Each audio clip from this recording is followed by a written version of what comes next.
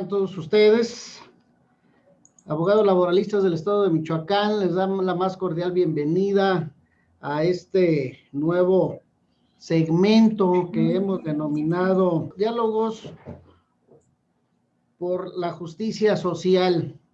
Este segmento tendrá por finalidad, pues, establecer una charla más dinámica, menos acartonada, menos monólogo, que se ha estado realizando con nuestros académicos, con nuestros invitados, como lo hemos hecho pues en los mismos conversatorios, en las videoconferencias, y que pues va uniendo el proyecto conjuntamente con nuestro programa Universo Laboral, que hemos iniciado también con el Sistema Michoacano de Radio y Televisión, el cual se transmitirá los días miércoles a las 9 de la noche y con la repetición 4:30 los días sábados.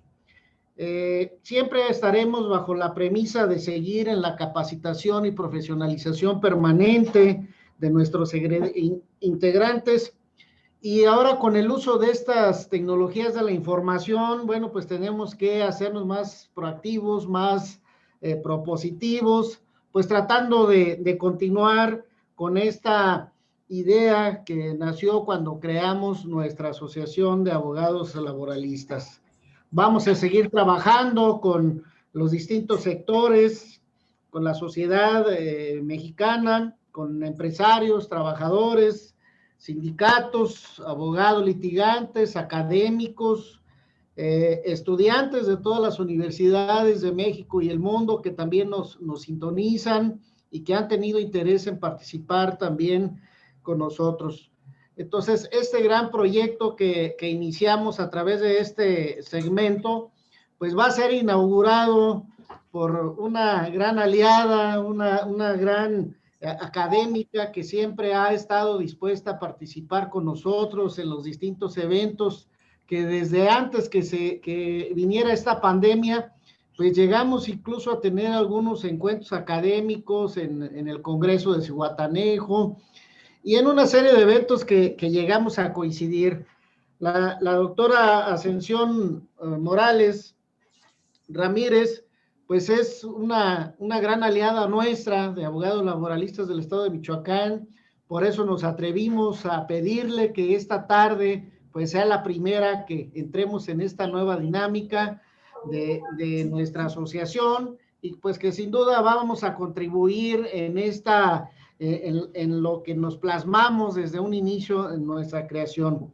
Va a estar acompañada por la maestra Norma Angélica Chávez Cortés y por el compañero Edgar Isachar del Río, quien también está con nosotros. Ellos son dos grandes estudiosos también de la materia de seguridad social y que, bueno, pues básicamente son quienes tienen algunas bastantes dudas que pues van a plantearle de una manera franca en un diálogo de amigos, más que todo, doctora Ascensión, así es de que pues no se nos cohíba. Ya estaremos en este diálogo, aunque sea virtual. Esperemos que en algún momento lleguemos a hacerlo de manera presencial. Pues les doy la más cordial bienvenida.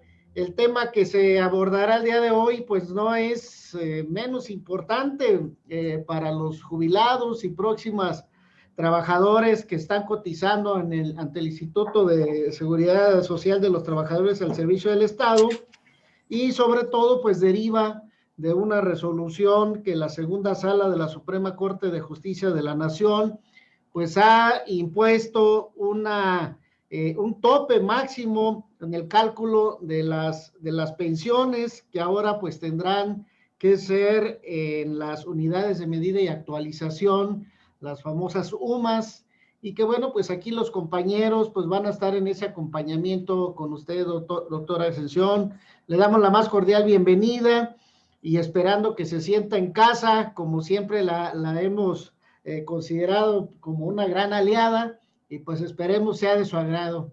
Muchas gracias por su presencia en esta tarde, y pues bueno, maestra Norma, queda a cargo del micrófono. Muchas gracias. Muchas gracias, maestro Luis Fernando y presidente de nuestra asociación.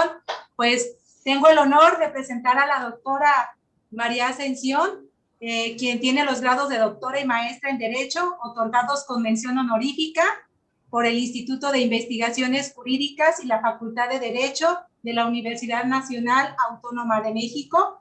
Ha realizado estudios de especialización judicial en el Instituto de Especialización del Poder Judicial de la Suprema Corte de Justicia de la Nación. Ha realizado cursos de especialización para expertos latinoamericanos en relaciones laborales. Ha tenido varios trabajos en Derecho de Seguridad Social. Es profesora de grado de la Universidad Nacional Autónoma de México y en una de las asignaturas que tiene relacionadas con el forense laboral y la seguridad social. Ha sido conferencista en diplomados, congresos, cursos y talleres en materia de derecho del trabajo y de la seguridad social. Es autora de varios libros y uno de los fundamentales y también principales y que tiene que ver con nuestro tema, que es coautora del derecho a la seguridad social y a la protección social. Ha escrito varios artículos relacionados con el derecho del trabajo y la seguridad social.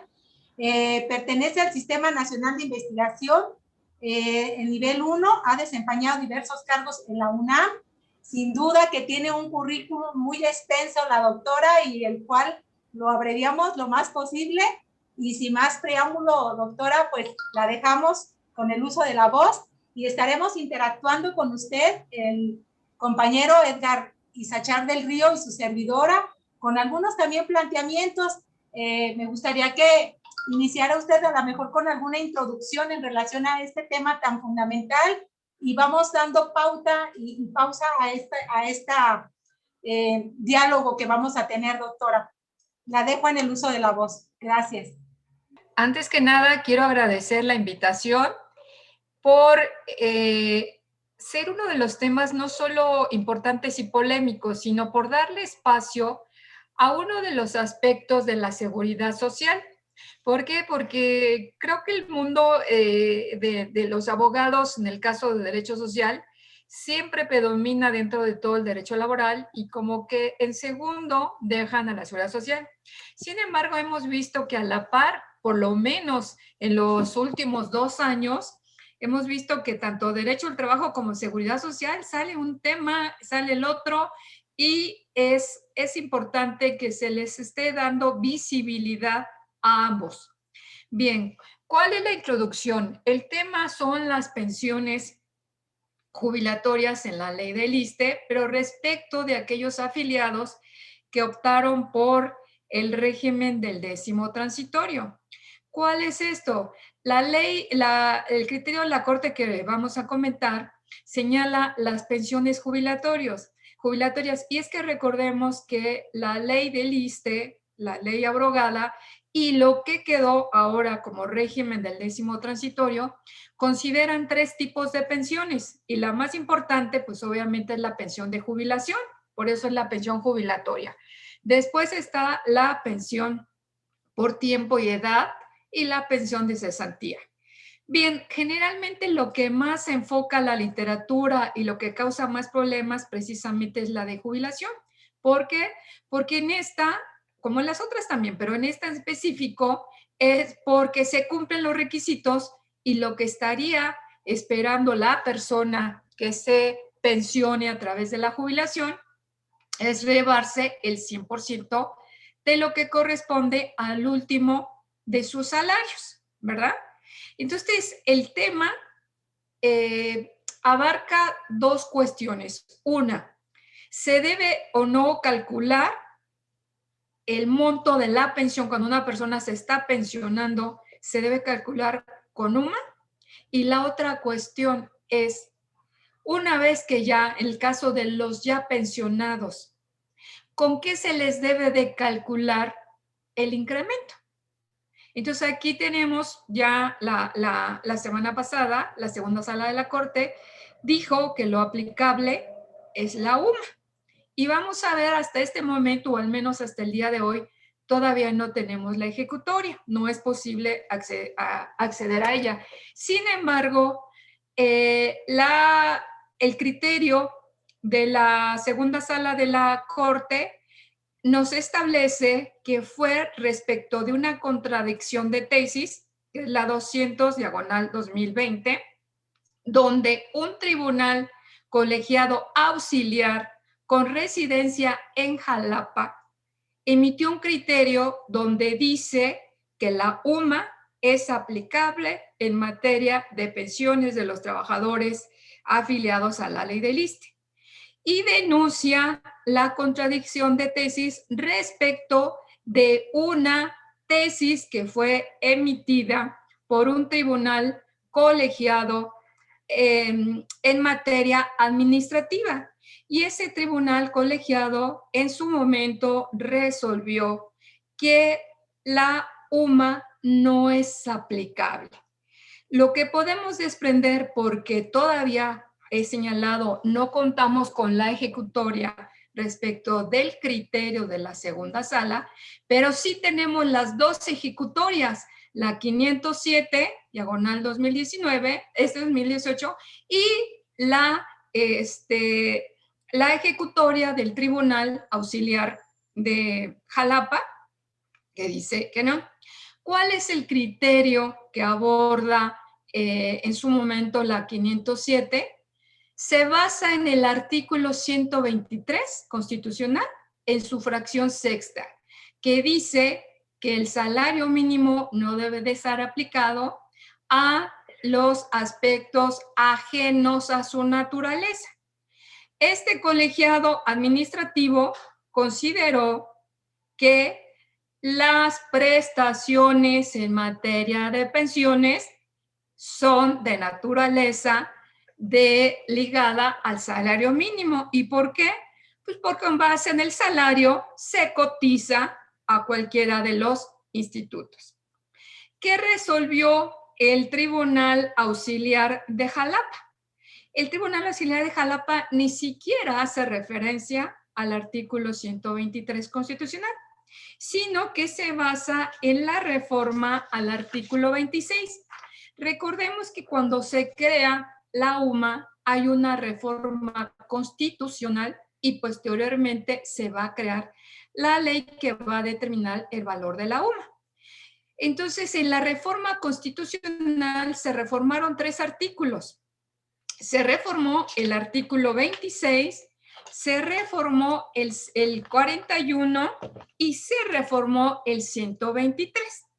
Bueno, pues el colegiado de Jalapa había señalado no hace referencia al 123, al que señalaba, ¿verdad?, que no es aplicable el salario mínimo respecto de aquello que sea ajeno a su naturaleza. No, sino que se va más simple y decir, bueno, en el 26 se estableció en la reforma quién iba a determinar el valor de la nueva unidad que se creara, en este caso la UMA, se iba a determinar el cálculo diario, el cálculo mensual y el cálculo anual.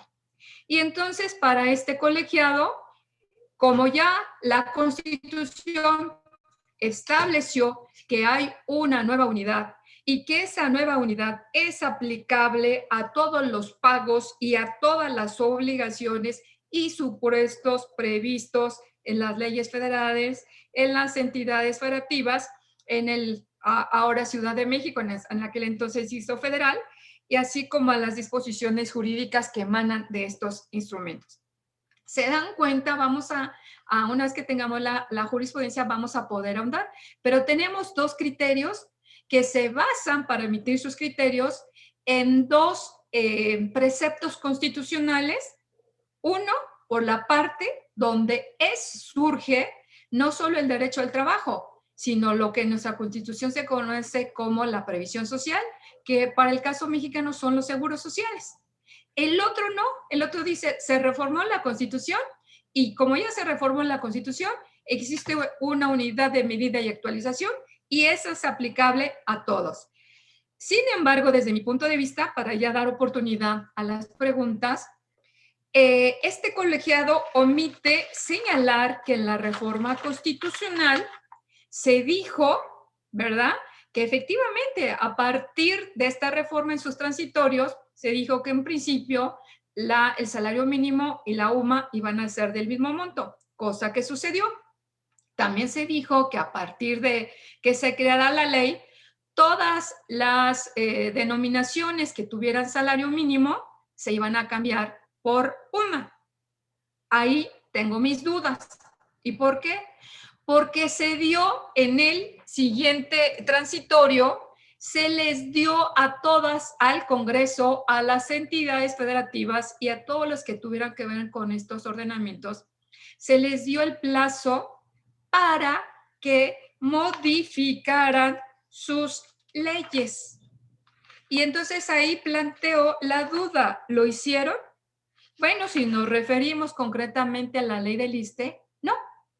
Y concretamente, no necesariamente a la ley del ISSSTE, lo que aplica para los afiliados que les hará aplicable, que les es aplicable el 10º transitorio, no se modificó ni el 10º transitorio, ni se modificó el reglamento aplicable al régimen del 10º transitorio. Y señalamos quiénes están en el 10º transitorio. Todos aquellos afiliados que no optaron por pasarse al nuevo sistema, al sistema de capitalización individual, o como se conoce en México, el sistema de cuentas individuales, ¿sí?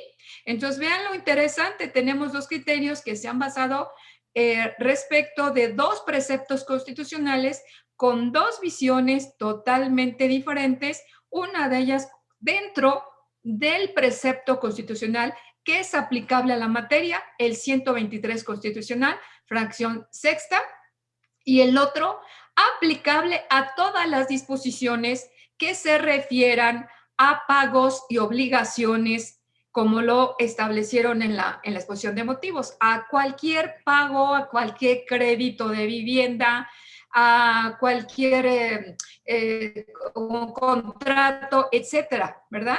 Entonces tenemos dos criterios totalmente diferentes y en su momento, y como hacen las preguntas, abundaré más. Entonces, esto es lo que nos tiene ahorita en este tema, esto es lo que nos convoca ahorita a discutir y esto es hasta este momento lo que podemos deducir de las ejecutorias de ambos colegiados, del colegiado administrativo y del colegiado auxiliar que se encuentra ubicado en Jalapa. La decisión final, el criterio final o cuál fue si nada más la segunda sala optó así tal cual por el criterio de ese colegiado auxiliar o si la segunda sala está emitiendo otro criterio adicional, no lo conocemos. Yo le dejaría hasta aquí un poquito nada más para centrar cuál es la problemática y cuál fue el sentido. El sentido es que el que tiene la razón o el criterio predominante es el del colegiado auxiliar de Jalapa, que dice, me baso en el artículo 26 constitucional y la UMA es aplicable a todo. Hijo.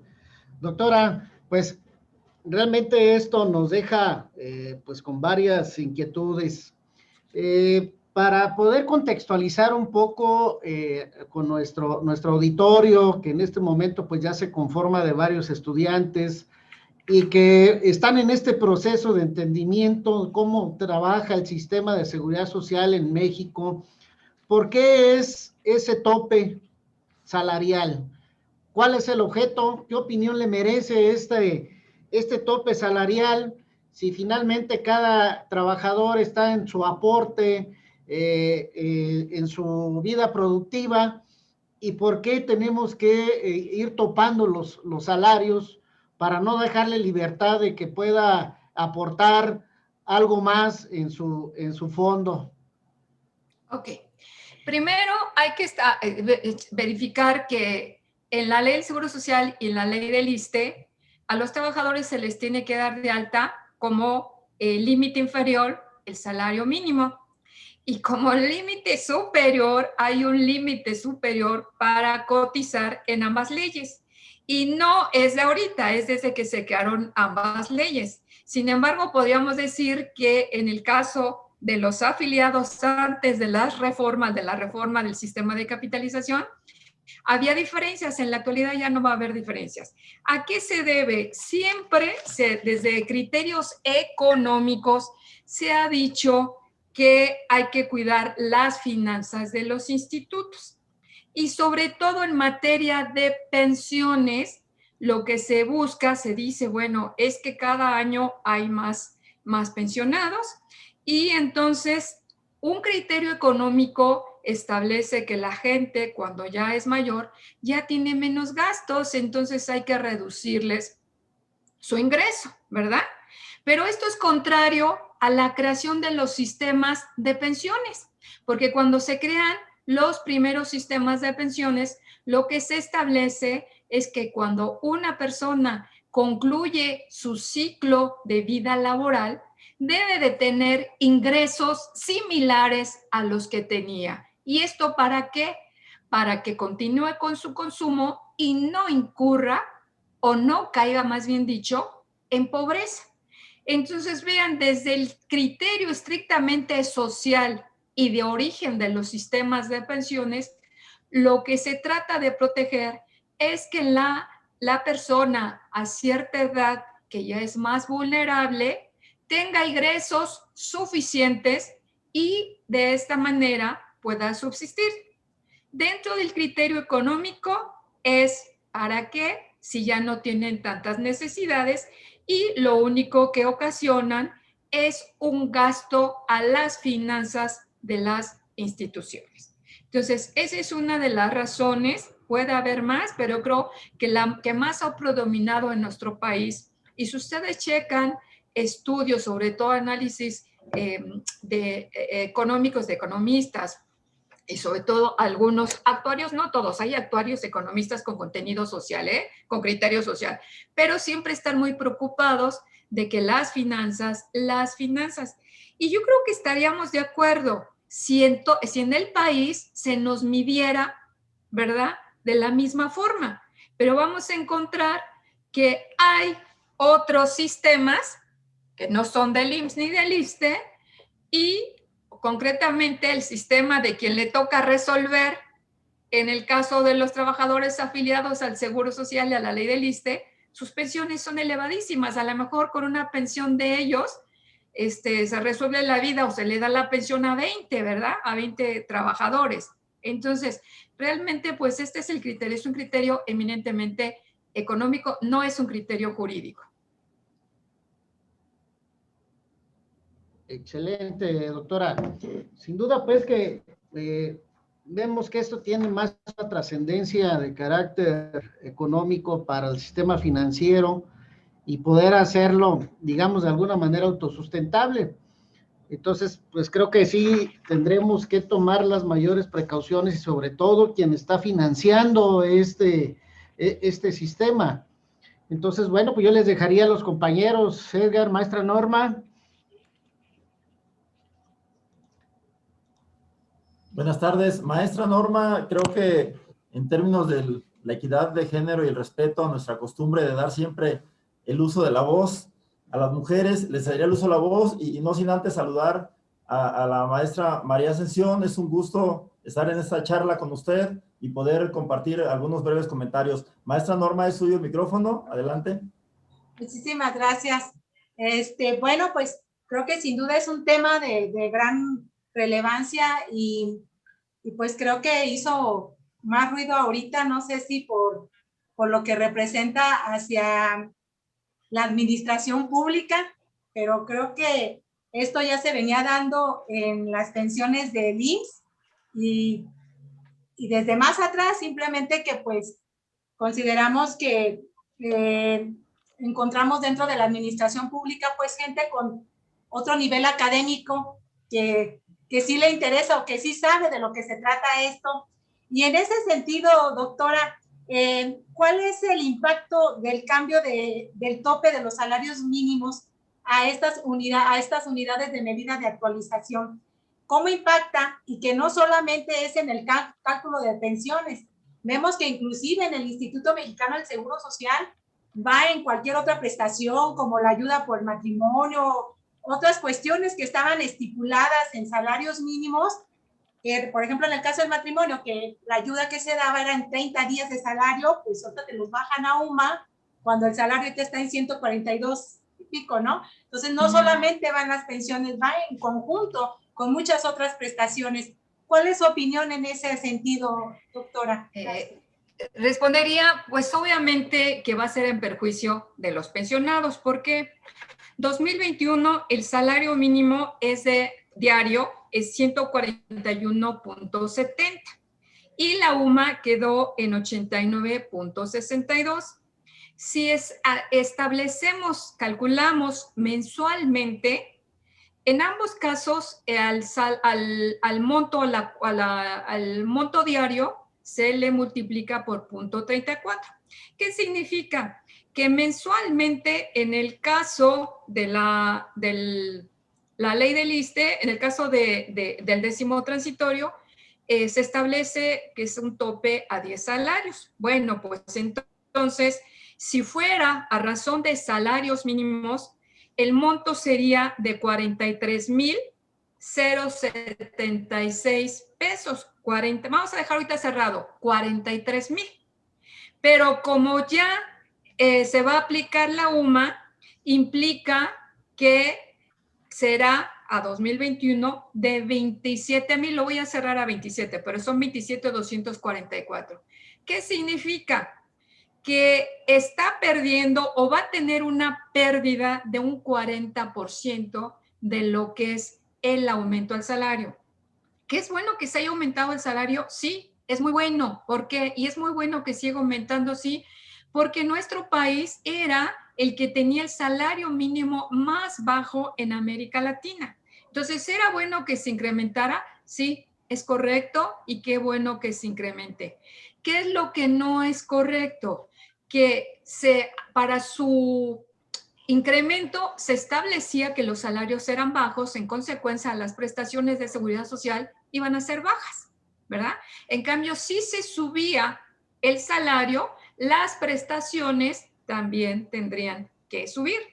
¿Qué es lo que está pasando? Que el salario va a subir, pero las prestaciones en la época más difícil van a estar aquí.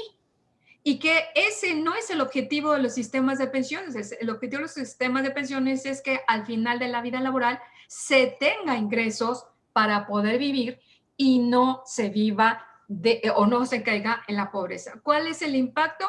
El impacto, como ya lo señaló la maestra, no solo es en el momento que yo me vaya a pensionar, que me calculen y me van a decir, no, pero es que tu pensión es de 27,000.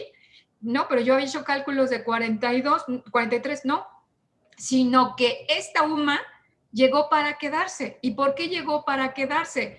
Porque en la reciente reforma a la ley del Seguro Social se introdujo la UMA, ya se legalizó la UMA. Y no solo se legalizó en materia de pensiones de cesantía y vejez, sino que está prevista va a impactar en las pensiones de invalidez, en las pensiones de riesgo de trabajo y otras prestaciones que ya señaló la maestra. Va a impactar en el retiro de matrimonio. Entonces va a impactar en las asignaciones familiares, en todo lo que va, las prestaciones que van ligadas a las pensiones de viudez. ¿Cuál es lo que está aquí inmerso? Que hacia futuro los montos, los ingresos de los pensionados serán bajos. Tengo que aclarar una cosa. Hay luego algunos que dicen, no, pero es que la UMA no afecta más que a los que rebasen el tope. Si alguien percibe un salario mayor a 10, nada más a eso se los va a aplicar momentáneamente. Si alguien gana menos del 10, no le van a aplicar el tope de la UMA, pero al siguiente año su incremento va a ser con UMA. Entonces, vean, ¿cómo crece la UMA? La UMA ha crecido un 2%. Por ejemplo, el año pasado, la UMA se incrementó en un 2.74. El salario mínimo creció un 20%. ¿Cuánto creció el salario mínimo este año? Un 15%. Y la UMA, un 2.8%. Es decir, siempre las pensiones y todas las prestaciones ligadas a ellas van a ir incrementándose muy raquíticamente. Entonces, en resumen, ¿cuál es el impacto? El impacto que siempre van a ser menores ingresos en la etapa más difícil de las personas, que es en esto la vejez.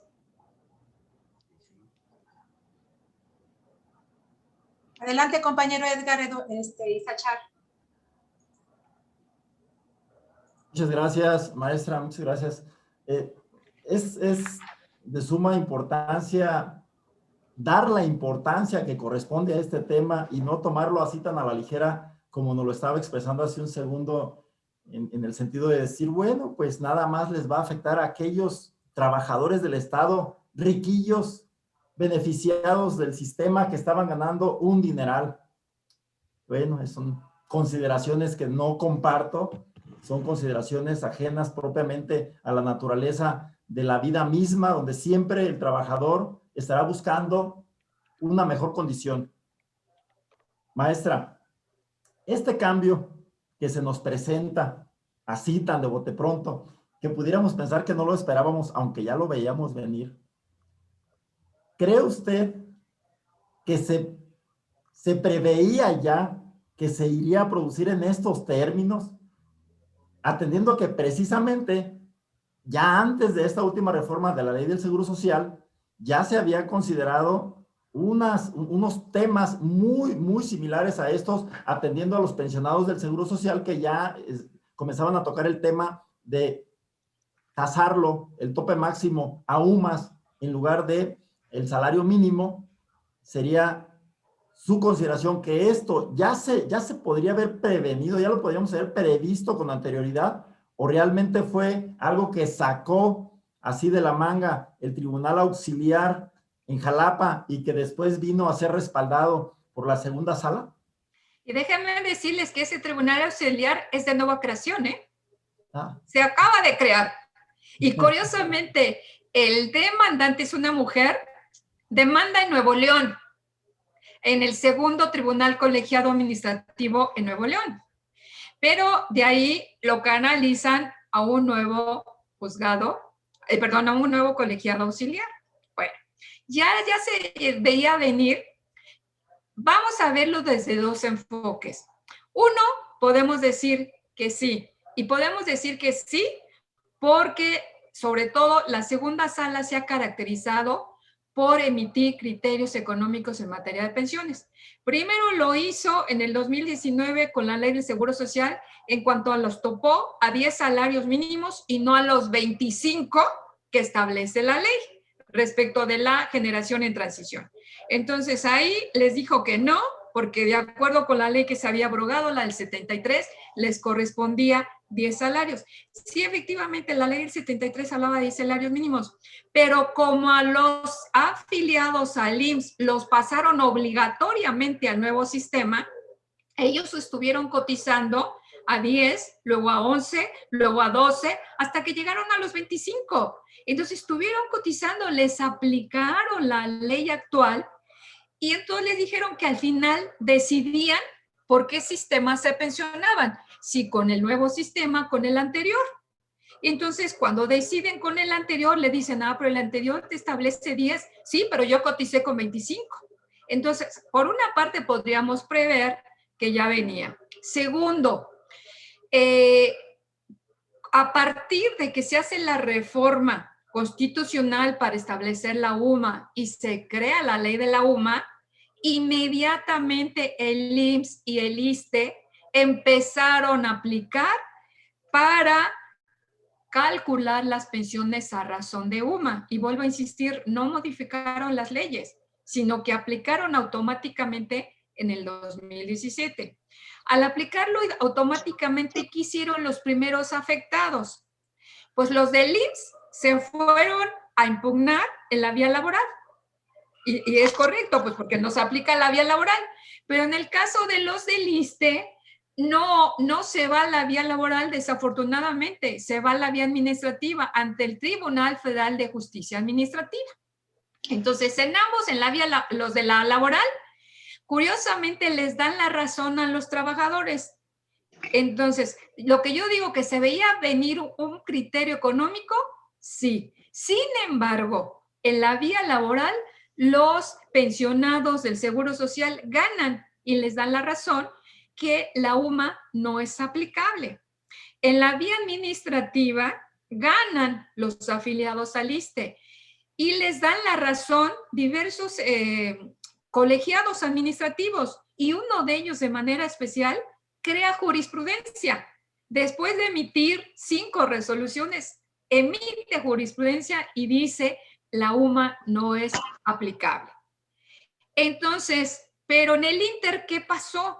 En el Inter se viene la reforma a la ley del Seguro Social y clavan ahí la UMA.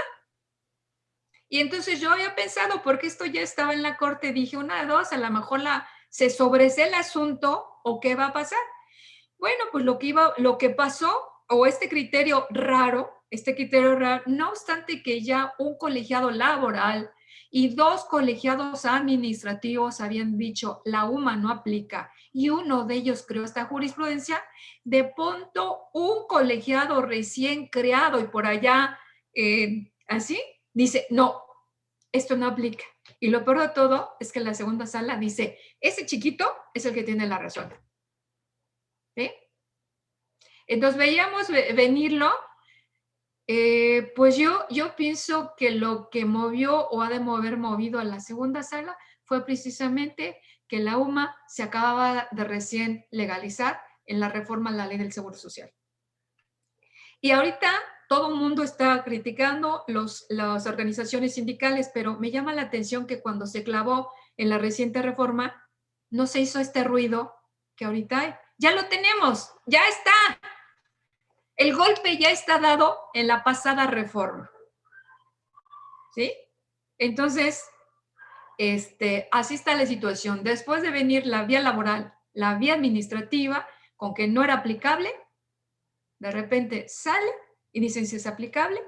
Y bueno, pues entonces va de la mano con la reciente reforma a la ley del Seguro Social. Gracias. Doctora maestra, Norma. Sí, muchas gracias.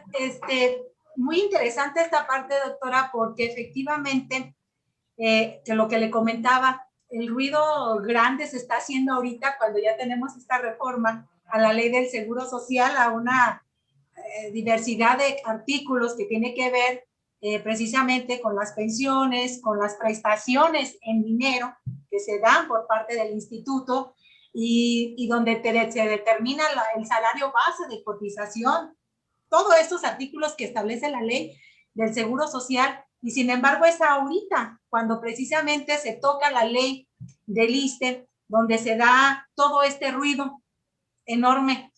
Ahí, doctora, ¿usted qué opinión le merece esta situación que se está dando ahorita? ¿Considera usted que la Suprema Corte de Justicia de la Nación se ha entendido algún tipo de recomendación del gobierno federal para beneficiar las finanzas precisamente de este organismo que es el ISSSTE?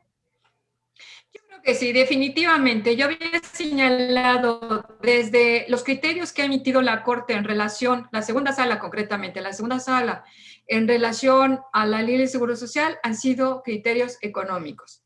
Y esto afectan las finanzas de los institutos. Y en el caso de la ley del ISSSTE, ¿quién es el patrón? Pues entonces con mayor razón tendría que hacer. Pero vuelvo a insistir, ¿por qué tendría que asumirse? Entonces hay un criterio que es el económico, hay que cuidar las finanzas de los institutos. Y el segundo, obviamente, es el que había señalado. Ya se había ya se había legalizado la UMA en la reciente reforma. Entonces, podemos señalar que van junto con pegado. Yo hice un comentario al momento que salió el criterio, señalé, prevalece el criterio económico-político. Y no hay de otra. Es así, es así. Complejo el tema, sin duda, una medicina amarga que nadie pidió, tal vez una medicina para las finanzas Exacto. públicas, definitivamente medicina para finanzas públicas que atentan contra los más elementales principios del derecho del trabajo y de la previsión social. Me preocupa sobre todo el tope que se establece en función de 10 sumas, pero más aún todavía en el que las pensiones de los trabajadores del Estado a cada año crecen pues en función nada más del índice nacional de precios al consumidor, que generalmente son índices bajos, no son índices ajustados a una realidad económica, ¿verdad? Entonces va una doble afectación para aquellos que ya corrieron toda una vida productiva en favor del Estado, en favor de la nación, y que ahora se ven pues lastimados de esta manera tan vil, en mi consideración. Doctora, ya está, ya nos dieron el golpe, dice usted. Independientemente de las acciones que deberían de hacer los trabajadores, de movilizarse, de organizarse, de ir en una contrarreforma a lo que ya tenemos encima. Actualmente, y en la vía jurídica, ¿qué se puede hacer? ¿Hacia dónde hay que ir? ¿Cómo contrarrestamos jurídicamente esto? Me preguntaban en relación a la anterior pregunta que si había por ahí un criterio o la segunda sala había seguido algún lineamiento del gobierno. Fíjense que cuando sale la jurisprudencia hace un año, cuando sale la jurisprudencia que era a favor de los afiliados, si ustedes recuerdan, las presidencias, en este caso de la Comisión de Seguridad Social, tanto en la Cámara de Diputados como la de Senadores, se sentían indignados de que se aplicara la UMA en materia de pensiones. Y se trabajaron, me consta porque vi varios documentos, se trabajaron varios documentos para reformar, hacer una reforma a la Constitución, en el sentido de que quedara muy preciso en el 123 que el salario mínimo sí seguiría aplicando en materia de seguridad social. Entonces, e inclusive cuando se aprueba la ley para determinar el valor de la UMA, en el dictamen, la exposición de motivos sí decía que el salario mínimo aplicaba a las prestaciones de seguridad social. Y en el dictamen del Senado también se dice que aplica a las prestaciones de seguridad social. ¿Qué pasó en el Inter? Y en el Inter tendremos que buscar, así como en la Corte estamos viendo el criterio económico-político, ¿qué pasó en el Inter con esas iniciativas? ¿Qué pasó en el Inter con esas dos cámaras que ya estaban muy, ustedes chequen, al menos yo porque conservo los documentos, todo lo que dijeron las respectivas presidentas, ¿verdad? Esas comisiones, de que no era posible y que era una violación a los derechos humanos. ¿Qué se podía hacer? Bueno, pues volver a insistir con ellos que saquen sus iniciativas que ya estaban trabajadas y a ver si es posible hacerlo. Lo veo complicado. Vamos a ver si a través que ahorita los sindicatos van a impulsar, a ver si viene esta reforma. La otra, el camino, hay dos caminos, están muy largos. La otra es que cada que un trabajador, un futuro pensionado vea el cálculo, pues tendrá que impugnar. Van a decir, pero ya hay un criterio que es jurisprudencia. Bueno, ¿y cuántas jurisprudencias no se han echado abajo? Y la idea sería empezar, aquel que le apliquen esto en el 2021, empezar a impugnar hasta llegar a la revisión y con la idea que quien resuelva tenga que ser el pleno, no la segunda sala. ¿Sí? Claro, esperaríamos que no tengamos que hacerle pasar a los pensionados viacrucis, ¿verdad? Y una tercera, lo malo es que estas dos están muy largas, una tercera sería, pues, impugnar esto ante la Corte Interamericana de Derechos Humanos. Hace 3 días el presidente de la Corte señaló que los criterios judiciales, los recientes judiciales, van en progreso de los DESCAS, de los derechos económicos, sociales y culturales. Pues ya vimos que uno de ellos, que en este caso es el derecho a la seguridad social, no, que se ha habido violentado año con año en ambas leyes. Curiosamente, nada más en estas leyes. Yo he señalado en diversas ocasiones que cómo les gusta cuidar a la Corte bajo ese criterio económico, cómo les gusta cuidar los centavos. Porque cuando se trata de pesos, cuando salió la ley de remuneraciones, los primeros que se ampararon fue el Poder Judicial. Y el contingente más grande que se amparó fue el Poder Judicial. Entonces, cuidan mucho los centavos, pero cuando se trata de pesos, ahí sí no. ¿Por qué? Porque los pesos los ganan otros sectores, y en el momento que se sintieron afectados, fueron los primeros que se ampararon, ¿verdad? Muchas gracias, doctora. Con todo esto, yo me pregunto, y yo creo que nos lo preguntamos muchos de los que estamos aquí y de los que no estamos, porque al final de cuentas nos vamos a afectar muchísimos. Me cuento entre ellos. Sí, yo también. Eso, ni modo, pues sí, me cuento entre ellos, pero habrá que hacer algo. ¿Esta justicia social en México realmente la hay? Realmente cuando yo coticé, yo soy jubilada, estoy buscando una pensión del IMSS a futuro, pero soy jubilada del Ejecutivo del Estado y me pregunto yo, bueno, si durante toda mi vida laboral mi cuota obrero-patronal fue en salarios, ¿por qué ahorita me tendrías que aplicar y pagar y calcular una pensión en UMAS? No sé, a mí me da la impresión que esta reforma que hubo al artículo 26 constitucional, cuando se crea o se regula lo que son las sumas el 27 de enero del 2016, siento que ahí quedó un hueco, que ahí quedó algo que no fue claro y que da pie a que ahorita lo apliquen para todo, cuando la finalidad considero que va en sentido a lo que usted ya comentó. Creo que si antes había una sanción o una multa que se hacía en salarios y un pobre trabajador, un obrero, ganaba un salario y le aplicaban una multa de 2 salarios o de 3 salarios, pues ¿a dónde iba a dar, no? Llámele de cualquier tipo de sanción administrativa, lo que sea. Creo que ahí hubo algo que no estuvo bien desde ese artículo 26 constitucional en este decreto de cuando se crean las sumas y pues creo que desaparece lo que es realmente la justicia social. ¿Qué opinión le merece esto, doctora? Desafortunadamente sí. Los golpes más duros que le han dado al derecho social es precisamente en prestaciones de seguridad social, ¿sí? Por ahí también se está discutiendo, por ejemplo, en materia laboral, que si la prima de antigüedad se tiene que pagar con UMA, entonces uno dice, es que la UMA no era esa finalidad. La UMA era permitir que después de 40 años de deterioro del salario mínimo, pudiera crecer y que no impactara en otros aspectos ajenos. Entonces, ¿cuál era la idea? Que se beneficiara el trabajador y que a futuro pues tuviera una pensión digna, ¿verdad? Pero entonces resulta que la UMA vino para aplicarse en todo.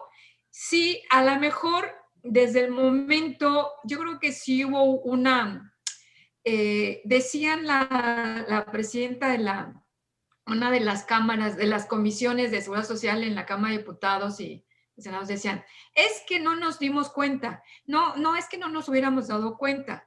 Lo que pasa que cuando empieza el debate sobre la recuperación del salario mínimo, se empieza a ver que tiene que crearse una unidad, otra cosa diferente, pero nunca se pensó que era para afectar a los trabajadores. Al contrario, la idea era beneficiar a los trabajadores, no afectarlos. Y en su momento la Comisión Nacional de Salarios Mínimos, los representantes de la comisión, cuando ellos empezaron también a ver esta posibilidad, ellos tampoco pensaron que era para afectar a los trabajadores. Entonces, quizá tanto en el artículo 26 como el 123, la fracción sexta, ahí tuvo que haberse amarrado para decir esto no aplica. ¿A qué aplica? Pagos y cosas que no tengan naturaleza laboral. ¿Y por qué naturaleza laboral? Vamos a ubicarlo. Ley del seguro, ley federal del trabajo. Es un trabajador, es un patrón y a cambio del servicio hay un salario. Ley del seguro social o ley del ISSSTE. ¿Quiénes son? Los mismos sujetos, patrón, trabajador y a cambio un salario. No es patrón, trabajador y UMA. Entonces vean cómo en las dos leyes, en la laboral y la de seguridad social, son los mismos sujetos, son los mismos elementos o es el mismo elemento y el mismo elemento es el salario, ¿sí? Y, por ejemplo, he comentado de un criterio también de 2019 de la Corte Interamericana que señala qué es la pensión, cómo define la pensión. dice que la pensión es un salario diferido a que tiene derecho la persona que ya cumplió los requisitos y durante su vida laboral estuvo haciendo esos pagos. No estar diciendo es aquella unidad que crean los países, ¿sí, no? Entonces la pensión es un salario diferido de que se hace acreedor quien ya previamente, cumpliendo con los requisitos, lo aportó, ¿sí? Entonces, pero que quede claro aquí, cuando la UMA se pensó, nunca se pensó para afectar seguridad social. Se pensó para que pudiera crecer el salario y no impactara en otros aspectos administrativos, multas, en compromisos, como en el caso de los trabajadores cuando piden un crédito a la vivienda, en contratos, que luego se establecen contratos y se fijaban a razones. Para eso se creó. Y en el último momento se les ocurrió, ¿y por qué no también lo aprovechamos para las pensiones, verdad? Pero esa de origen, en el debate, no se visualizó que tendría que ser también para las pensiones. ¿Qué es bueno? Vuelvo a reiterar que es bueno que exista la UMA. Sí, sí es bueno porque tenía que crecer el salario. Pero si a costa de crecer el salario, ahora en mi vida presente activa, me vas a afectar cuando ya soy inactiva y cuando ya soy más vulnerable, creo que ahí ya no, el derecho ya no me protege, ¿verdad? Entonces, esto es lo que podríamos señalar. Sí, ahí creo que es muy interesante este aspecto porque efectivamente se buscó en crear también con la UMA un beneficio para el trabajador, sobre todo en aquellos contratos de crédito con garantía hipotecaria que se hicieron a veces salarios mínimos. Así es, la deuda y crecía. Impagable, o sea, incrementaba y entonces el trabajador ahí iba, corre detrás y no se pagaba. No creo que realmente la intención, como usted lo refiere, no era esa, al crearse los UMAS, pero digo, bueno, si estás diciendo ahora que en base a esto y atendiendo a las obligaciones, y como así lo establece ese párrafo sexto del artículo 26 de la Constitución, habla para cumplir o cubrir obligaciones o cumplir con obligaciones, va a ser a través de UMA. Digo, pues la Ley Federal del Trabajo le impone un montón de obligaciones al patrón, y entonces, ¿qué? ¿También van a ser en UMAS? Ya no en salarios. Creo que ahí sí hubo algo que no estuvo del todo bien y que ahora sirva de trampolín para afectar a los trabajadores y sobre todo en una etapa de nuestra vida que, como usted lo dice, vamos a ser muy vulnerables, porque creo que ya cuando cumplimos cierta edad y ciertos años de servicio, pues llegamos con un montón de achaques que necesitamos más la atención médica, que a veces con estos sistemas también de seguridad social, a veces no los podemos cubrir dentro de estas instituciones públicas y tenemos que recurrir a lo privado, donde sabemos que ya en una edad todo es con especialidad y los medicamentos carísimos y pues no vamos a tener lo suficiente, ¿verdad? Voy a dar el uso de la voz a mi compañero Edgar Isachar, si tiene algún otro planteamiento que hacer, y vamos a dar entrada a algunas preguntas, inquietudes que tienen, doctora, algunos de los participantes, de los que están aquí en esta sesión en Zoom, y para no quitarle más tiempo, sabemos que tiene otras actividades que hacer de nivel académico y pues no queremos tampoco abusar de usted. Compañero Edgar, no sé si tengas alguna otra planteamiento o otra opinión que quieras hacer o dar. Sí, maestra, muchas gracias. Yo creo que más que dudas, lo que nos quedan son certezas. La certeza de la traición que han sufrido los trabajadores a lo largo de la historia, y cuan más se presentan sus gobiernos como los paladines de la justicia en favor del trabajador, más son los agravios que resultan en su contra. No puedo yo imaginar, doctora, no puedo imaginar a un ministro de la Suprema Corte de Justicia como la exministra Olga Sánchez Cordero recibiendo una pensión de 27,000 pesos al mes. Es vergonzoso que ese tipo de funcionarios se toman la potestad de decidir sobre millones de trabajadores que se van a pensionar en los próximos meses, mientras ellos están percibiendo pensiones de arriba de los 300,000 pesos mensuales. Es una vergüenza el sistema de gobierno, y no me refiero nada más al sistema que prevalece en el Poder Judicial Federal. Esto va acompañado necesariamente por las peticiones y las gestiones, y decimos los abogados, y las litigadas de oreja del Poder Ejecutivo Federal. Así ha sido, así ha venido siendo por lo menos desde el año 2010 y hasta la fecha, en donde se vienen atentando gradualmente los derechos de los trabajadores, cuan más en este tiempo de un gobierno que se supone debería de proteger a los trabajadores.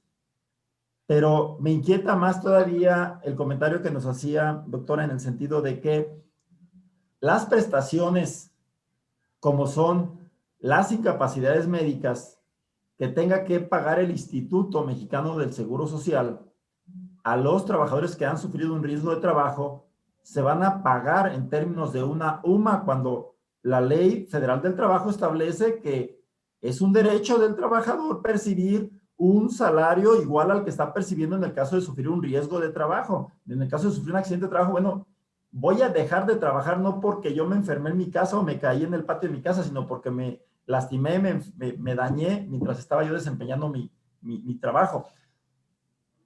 ¿Hasta dónde llegan las consecuencias de esta contradicción de derechos y de normas? Porque si la Ley Federal del Trabajo sigue estableciendo que el trabajador tiene derecho a percibir una cantidad igual a su salario cuando sufra un riesgo de trabajo, mientras que le da la oportunidad al Seguro Social de que únicamente le pague en función de UMAS. Me pregunta que si así va a ser. Así es. Ok, es que ya es así, les dije que desde el 2017, tanto el IMSS como el ISSSTE empezaron a aplicar la UMA. En el caso laboral que les comento que resolvió el 6º Tribunal Colegiado en materia del trabajo, el asunto era de un trabajador que demandó incrementos, daños y perjuicios y todo derivado para una pensión por riesgos de trabajo. O sea que no es algo de que vamos a suponer, ya está desde 2017. Este colegiado de trabajo fue el que determinó la UMA no aplica. Y no era un asunto de cesantía y de vejez, era un asunto de riesgos de trabajo. Y el instituto ya había aplicado la UMA para ese caso. Entonces, por eso el pensionado reclamaba las diferencias y daños y perjuicios. Obviamente le dijeron daños y perjuicios, nada, pero pues, las diferencias sí, ¿verdad? Las diferencias sí. Entonces, ya la maestra Norma lo había señalado, no solo es para las pensiones de cesantía y vejez, va a impactar en todo lo demás y ya tenemos la prueba clara. No tenemos que estar ahorita diciendo, especulando. La reforma a la ley del Seguro Social es la prueba clara de cómo impactó la UMA en muchas prestaciones. Hasta la más simple, ¿verdad? Lo de la ayuda de matrimonio. O sea, eran 30, era lo de equivalente a un salario mínimo, 30 días. Ahora son equivalente a UMA. Entonces, ¿qué iba a impactar? Pues ahí está, ya lo tenemos en una ley muy reciente y por ahí va el asunto. Yo volvería a insistir, se trata de un criterio económico-político, podría haber prosperado toda vez que existía una jurisprudencia, pero en el último momento, al cuarto para las 12, se decidió que no.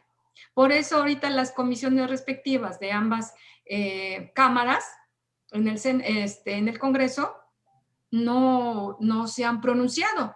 Cuando salió la jurisprudencia y era a favor de los trabajadores, sí, que no, y entonces salieron y mucho acá. Y ahorita que es en contra y que tendrían que hacerlo ahorita en este momento, no los hemos escuchado.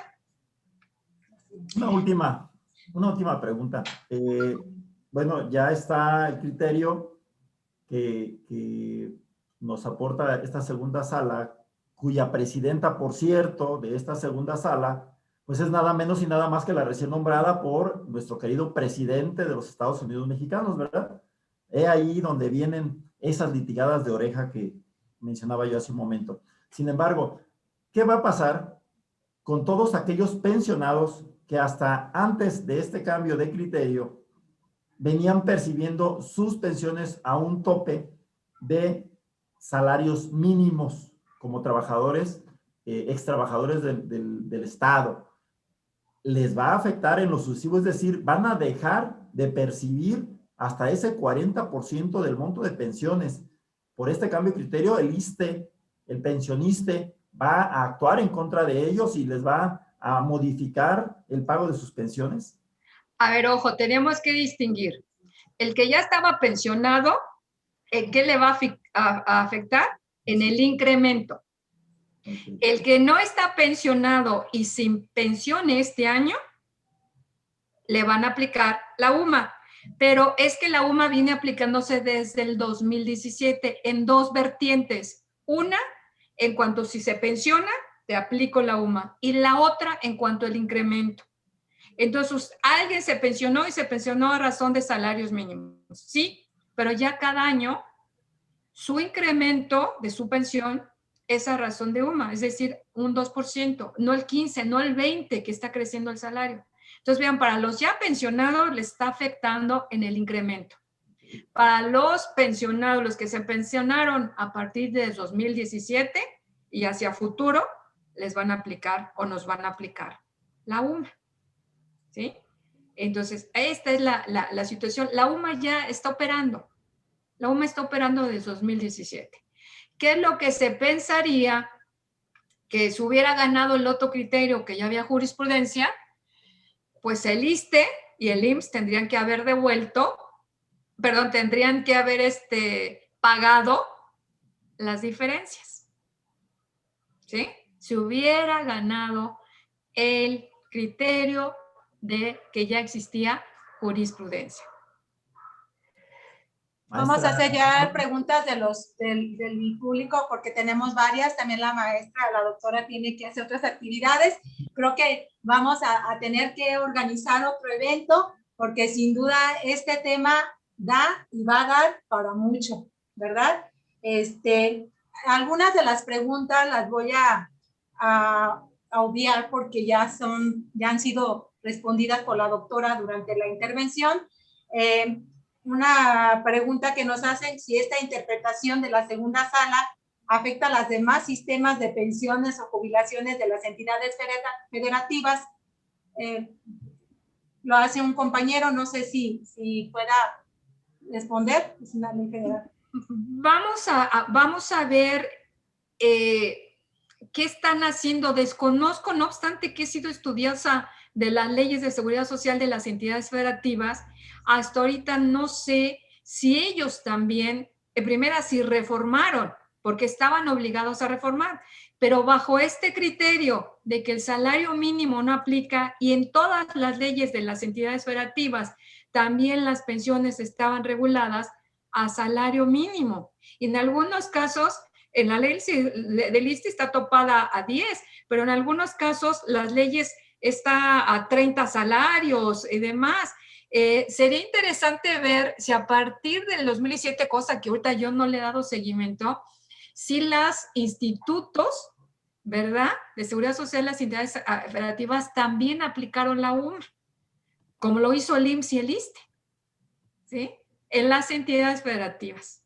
Entonces, ya tengo un trabajo de investigación, a ver si ellos también lo hicieron automáticamente como el IMSS y el ISSSTE. Lo más seguro es que pudiera ser que sí. Lo más seguro es que sí. Como una aportación a esto, que toda la razón lo tiene. Por ejemplo, aquí en el estado de Michoacán, uno de los sistemas que creó el gobierno del estado fue pensiones civiles del estado. Lo aplican todavía en salarios, te vas con el salario, pero sí tendría que cada estado, en cuanto a su legislación, pues reformar esa parte. No lo están haciendo así de manera, sin una reforma en su propio ordenamiento, porque como lo estuvieron haciendo, y bien lo dijo usted, desde el 2017 ya la ley del IMSS y del ISSSTE, sin que hubiera una reforma en ese sentido, en sus leyes respectivas. Una persona también nos pregunta, dice que ¿me pueden aclarar si existe diferencia entre pensión y jubilación, tanto en la ley del Seguro Social y en la ley del ISSSTE? Gracias y felicidades por su gran participación. Sí, miren, en la ley del Seguro Social, o nada más utiliza el término pensión. Pensión de invalidez, pensión de riesgos de trabajo, pensión. ¿Por qué? Porque el término jubilación, ese está previsto en los contratos colectivos de trabajo, no en la Ley Federal del Trabajo. Entonces, si nos vamos con los trabajadores que laboran para empresas, en los contratos colectivos está prevista la jubilación. ¿Y qué implica? Que es una prestación extralegal, forma parte de los contratos colectivos, ¿sí? Pero esa es una cosa entre el patrón y los trabajadores a través de su organización. En la ley del ISSSTE, desde su origen, se previeron 3 tipos de pensiones. Habíamos llamado la que se llama jubilación. Ahí se utiliza el término jubilación porque viene de la idea de jubilarse, de retirarse. Se supone que es para cuando uno ya se retiraba a descansar, a gozar de los años de esfuerzos dedicados al trabajo. Entonces, Ley del Seguro Social siempre ha utilizado el término pensión. Ley del ISSSTE y así también las leyes estatales le llamaban, en algunas todavía le llaman jubilación. Y la jubilación, en estos casos en el Seguro Social, se le llama a las pensiones donde bastaba con cumplir los requisitos de años de servicio. Y esa persona se llevaba la jubilación. Los que no cumplían con ese requisito se llevaban una pensión, la pensión por edad, la pensión por antigüedad, la pensión por cesantía. Pero el término jubilación, en la ley, quien la utilizaba era la ley del ISSSTE y algunas leyes estatales. El término jubilación no se utiliza en la ley del Seguro Social, sino que forma parte de los contratos colectivos. Tiene una naturaleza laboral, eminentemente laboral. Y esa es la gran diferencia. Ahora, si la persona que lo formula, ¿a qué voy a tener derecho? ¿Cuándo voy a tener sea ley del Seguro Social, la ley del ISSSTE? En la actualidad, en la ley del Seguro Social y la ley del ISSSTE ya no existe la pensión de jubilación, solamente para el 10º transitorio. En ambas leyes se llama pensión por cesantía en edad avanzada o pensión por vejez, en ambas leyes. Es decir, que ya cuando se pensione el último afiliado a través del 10º transitorio, ya la pensión de jubilación no va a existir. O sea, ya está en camino de extinción el término jubilación para efectos de la ley del ISSSTE. Muchas gracias, doctora. De verdad que ha sido la siento más como una charla y que fue muy amena, muy clara y muy precisa. Voy a hacer un comentario nada más de un compañero y le voy a ceder el uso de la voz a nuestro presidente para que dé por concluida esta sesión, pero me parece muy interesante porque aquí veo y se ve reflejado el sentir a través de Alex López, que yo creo que es el sentir de todo el pueblo de México, que dice que con todo respeto es un golpe bajo e ingrato para las generaciones que se está muriendo. Ya de por sí con la pandemia y ahora afectando a los pensionados. Pareciera que se les da el tiro de gracia. Con esto cierro yo, le agradezco y dejo en uso de la voz a nuestro presidente, el maestro Luis Fernando Rodríguez. Muchas gracias, doctora. Gracias. Muchas gracias, doctora. Pues sin duda es una charla muy enriquecedora.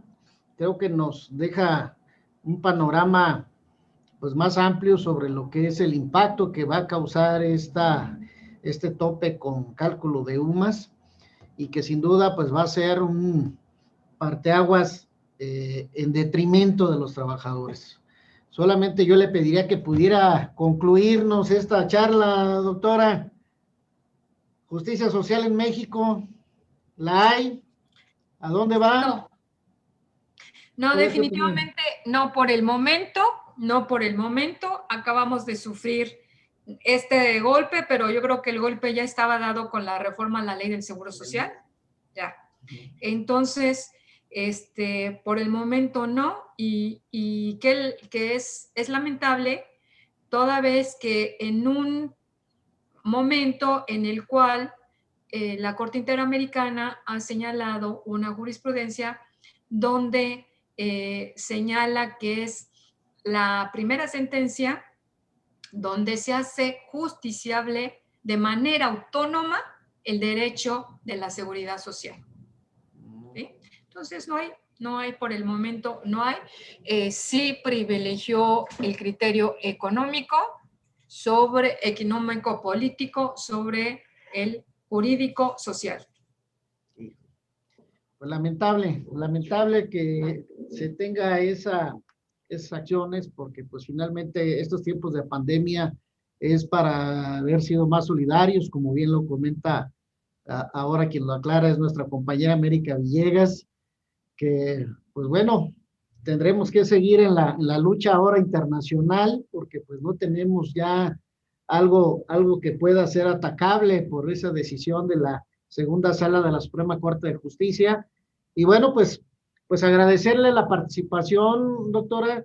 Sin duda, este primer segmento de Diálogos por la Justicia Social, pues tiene precisamente ese objetivo, que nuestros seguidores pues conozcan de viva voz y en un plano más cercano, que puedan preguntar, que nos puedan sugerir incluso algunos temas de los que tengan interés en que podamos abordar desde esta trinchera de abogados laboralistas del estado de Michoacán, y que sin duda pues seguiremos contando con su participación como una gran aliada de esta asociación, y que precisamente le vamos a hacer llegar un reconocimiento, esperando que en eventos futuros nos siga auxiliando como siempre ha sido su participación.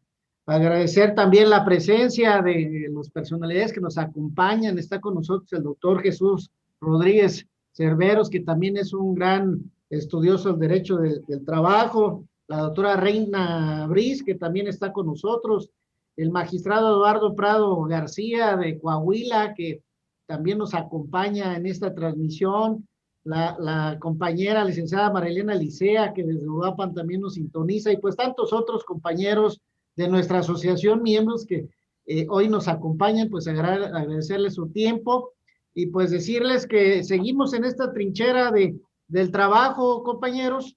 Invitarlos también a que nos sintonicen el día de mañana a las 9 de la noche en nuestro programa Universo Laboral, donde pues también tendremos una charla muy interesante con el licenciado Alfredo Domínguez Marrufo, el director general del Centro Federal de Conciliación y Registro Laboral, con quien tuvimos la oportunidad de entrevistarlo, y mañana se va a transmitir con la retransmisión también el sábado próximo a las 4:30. Entonces, pues vamos con bombo y platillo en nuestro trabajo, en nuestra dinámica, en nuestras aportaciones hacia la sociedad y a través de este diálogo por la justicia social. Muchas gracias para todos, doctora. Pues mi reconocimiento y un gran aplauso de mis compañeros hacia usted. Muchas gracias. No, gracias a ustedes. Buenas tardes a todos. Buenas Gracias, tardes. muy buena tarde para todos.